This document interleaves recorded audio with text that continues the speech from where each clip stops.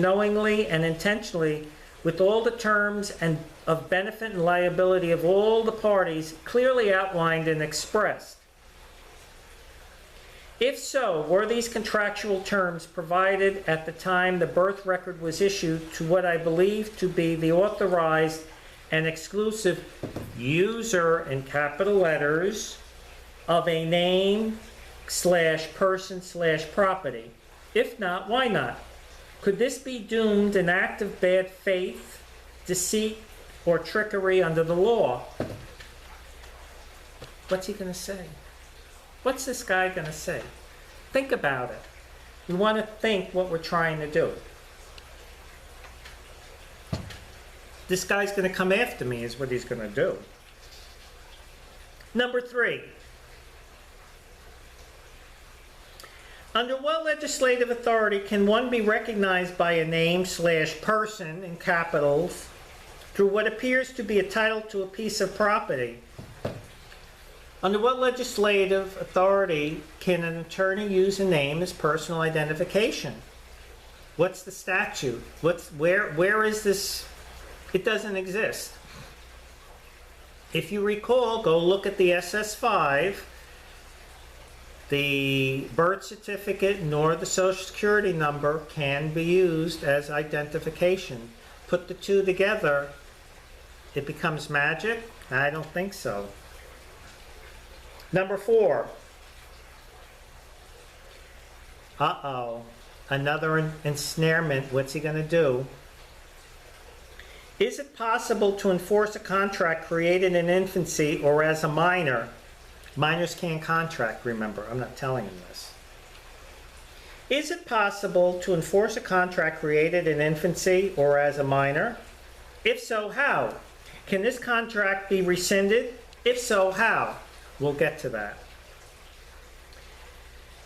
And then there's a discussion. Is it ethical and legal that one volunteer to be liable under a presumed contract if not all the terms have been fully disclosed or expressed? Is it ethical and lawful that one volunteer for servitude as opposed to involuntary servitude? Please define the term trustee de suntort and how it may potentially violate superior contract performance requirement by those authorized by law who would be required to perform by and through an oath of office. Do you want me to repeat that? I better repeat that. I want you to think about it.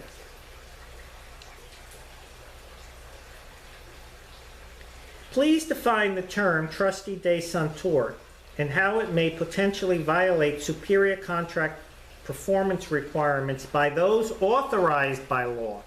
Who's authorized by law? Those with an oath of office, right? Who would be required to perform by and through an oath of office. If one has no full and complete knowledge that one accepts liability due to deceit or trickery, is this legal? If it is legal, please explain why, when lawfully, it may violate superior contract performance requirements by those authorized by law to act. Does consent make the law? Does one have the unalienable right not to consent to be subject to what may be deemed an unconscionable for-profit scheme or / contract? Unconscionable for-profit scheme / contract? You see where I'm going with this. Is there conspiracy involved? Conspiracy, scheme, deceit, trickery. You getting the words, folks? If one does have the right not to be held liable under a superior contract performance requirement by authorized trustees, how does one enforce this right to have an authorized and lawful obligor act / step in? Please be specific and detailed. What's he going to say? What's he going to say? Number 5. Can you or any other attorney confirm or deny that the United States operates through a perpetual bankruptcy under a declared national state of emergency, and that perhaps all parentheses, titles to, not no end parentheses, property have been transferred slash assigned slash pledged parentheses as collateral to and for the account of the United States, question mark. If so, would this make the certified copy, in capitals, of the birth document slash record slash title user-FRUC compliant of evidence as an assignment or transfer? This question to be addressed is based upon one example of public available resource of several resources. For example, the Libra Code. Oh, fuck, they're never going to want to discuss that. Libra Code, Article 38. In quotes, private property, unless forfeited by crimes or by offenses of the owner, can be seized only by way of military necessity for the support or other benefit of the Army or of the United States. If the owner has not fled, the commanding officer will cause receipts to be given, which may serve the spoliated owner to obtain indemnity. Could you or any other attorney confirm or deny past, present, or future any crime being committed that would forfeit indemnification? If so, please provide what specific crime. Where's he going to go? He can't go anywhere with this, you see. The U.S. Supreme Court, U.S. versus Pee Wee Coal Company, 1951, states in part the following, quote, it's in quotes, whatever might have been Pee Wee's losses had it been left free to exercise its own business judgment, the crucial fact is the government chose to intervene by taking possession and operating control. By doing so, it became the proprietor, and in absence of contrary arrangements, which suggests I volunteer to be your servant and I'll be the trustee de suntort, I'll pay the bill. And in absence of contrary arrangements, was entitled to the benefits subject to the liabilities. What is eminent domain? The government takes property, supposedly yours, meaning your unalienable right to your labor, right? Fine, you want to pledge it? No problem. My labor could pledge it, but I deserve indemnification. We all do. Why aren't they doing it? Because they profit off of it as soon as you make a false claim. Let's go back. By doing so, it became the proprietor and, in absence of contrary arrangements, was entitled to the benefits subject to the liabilities which that status involves. End quote. If you or any other attorney believe there exists any contrary arrangements, please provide evidence and or examples of contrary arrangements where such arrangement was entered into intentionally, knowingly, and voluntarily, absent of fraud, misleading facts, duress, coercion, threat, or false presumption. There's no way. No fucking way is he going to get through this. Oh, it gets better. Let me do a caveat. I have no problem sharing this information. It's not about haha, it's not about getting even, it's about I'm not going to play toilet paper. I ask that you do not copy this word for word. I do not copy word for word. I may get an idea and rephrase it from something I read from somebody, but I do not copy anybody's work. There's a reason why I do not copy anybody's work. You have to some degree, know this stuff inside you. Where you sit, and we're not going to go through a religious lesson, you are divinely created, and our Creator wants the best for everybody. That does not mean you play the role of toilet paper. These lawyers don't know what else to do to create a controversy to ensnare. I'm not going to put up with it. He wants to discuss the law, and I read the bullshit. It's like, you know, I was nice to the guy. I sat with him. I gave him more than he requested. He agreed with me. He's just doing it because it's billable hours. Now, his clients are allowed to be stupid. I have no problem with that. Just don't use me as your pawn. And he's not going to. Period. I'm not going to allow it. Number 7, another bad one.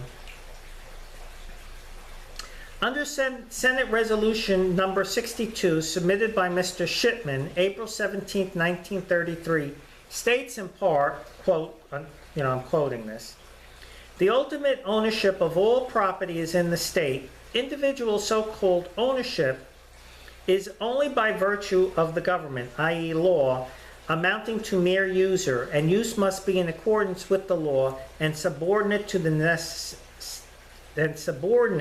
necessities of the state, end quote. Are you ready? Based upon this available public information, if you or any other attorney plan to pursue a claim against what appears to be public property, could you or any other attorney confirm or deny that the name or title of the person, Anthony Rubio, as in this example, is property owned by the state of New York? Perhaps with an assignment of value, oh, am I going to nail him? With an assignment of value to and for the account of the United States? Question mark. Can you or any other attorney of the state of New York confirm or deny if there was a declared national state of emergency dated March 9, 1933, with all the rights, parentheses, granted to the state, to seize and or pledge property of owners? Please discuss / define exactly how this operates. If this is the case, for what purpose was this warranted or legislated? If this is the case, would you or any other attorney confirm, affirm, or deny such and if this is the case, would you or any other attorney affirm or deny such owners of their property unalienable right to their labor, free of collateralization / confiscation? Question mark. Would you or any attorney affirm or deny owners of unalienable rights to their labor had been left spoliated or naked, leaving them, as perhaps indicated by the above public information, as mere owners with a equitable right to subrogation? And there's the asterisk for the name Anthony Rubio. Bold, highlighted, can you or any other attorney and or state of New York confirm or deny if there exists a remedy without creating controversy, a lawful equitable right of indemnification or perhaps subrogation to all claims located within the jurisdiction of the United States without creating an increase to the national debt? Could a simple resolve for any and all claims be by one releasing or surrendering reversionary interest to set off rather than discharge a claim? Why would I say that? Well, you have to remember, they look at us, and I'm going back, I don't remember everything off the top of our head. Remember IRS Manual 6202, where the certain tax forms or tax class 5, I'm closing my eyes as I got to remember it. So remember, the 1099, 1098, and W-2 are classified not as income tax forms, but as estate and gift tax forms. What does that mean? We have an estate. When you go back to the infant, they created an estate because they have to administer the property, because an infant can't take control of an estate or property. That's why we're treated as trustees. They have to profit off what we say and do. Number 7A. Can one volunteer for servitude absent of full knowledge and intention through an adhesive, implied, or tacit agreement? Oh my God. It just gets so bad for this guy. How exactly are adhesive, implied, or tacit agreements defined? Go look it up if you don't recall. Are these agreements acceptable under public policy? What do we have? We don't have law, we have public policy. We have UCC. Why? Because the country operates under contract. Contract, agree, disagree, counter. Everything's contract. Do authorized public officials conspire and or scheme against citizens or presumed persons to profit off the use of fraud? Oh, God, does it get worse? Is this a conflict of interest with an official's public duty to its citizens? Is not the foundation and history of the United States of life, liberty, and the pursuit of happiness of the people? Are public trustees mandated by law to protect such unalienable rights? Are there laws against human trafficking? That's what it comes down to, folks. Under public policy, are some forms of human trafficking acceptable while other forms are not? This is very confusing to me. It appears some forms of human trafficking are acceptable while others are not. But what do I know? As learned legal counsel, no doubt you can make this clear. Make it clear so an idiot such as myself can understand. Where is he going to go with all this? Nowhere. He can't win it. Number 8. As a point of clarification, if the above is true, then can you or any other attorney and or state of New York confirm or deny the fact that the certified certificate of birth copy, as apparently authorized by law, perhaps was issued to people, intentionally, knowingly, and exclusively for one's use, and as user with the asterisk, remember the name is, I keep saying I'm a user of the name, of the property or name, in this example, Anthony Rubio, for some purpose, i.e. to obtain benefit as any commerce transacted in the name automatically vests benefit to its legal owner and or designated beneficiary, for example, State of New York and United States. Please see Exhibit B. So Exhibit A is the birth certificate, which I had authenticated, which, good God, if you don't know what that is, we'll go over in a minute. But Exhibit B, I had somebody look up the value of the birth document, and we'll go over that when we get to the exhibits. Please comment on what appears to be evidence of a collateralization of the birth document. He's backed in a corner. What is the legal authority / basis of Exhibit B, which suggests info taken from the State of New York file number 013760? Notice I didn't make a claim, which suggests, I say. It appears file number 013760 has a value according to this document. Can you confirm or deny that the birth certificates and or what appears to be title to property has been securitized / monetized for value? Do states of XX receive allotments from the U.S.? So you have to remember, I think for every birth, or I don't remember right off the top of my head, they get a, I think it's under the Social Security Act, they get a kickback each state. If so, how? What is a protected purchaser, UCC 8-303, and does that apply? Because remember, the U.S., the Constitution, they can't